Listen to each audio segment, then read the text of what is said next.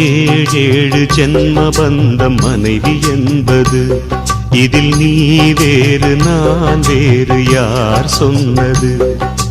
கல்யாணமே ஒரு தெய்வீகமே, சம்சாரமே அதன் சந்தோஷமே, ஒரு வான் நிலவும் பிரிந்து வாழுமா?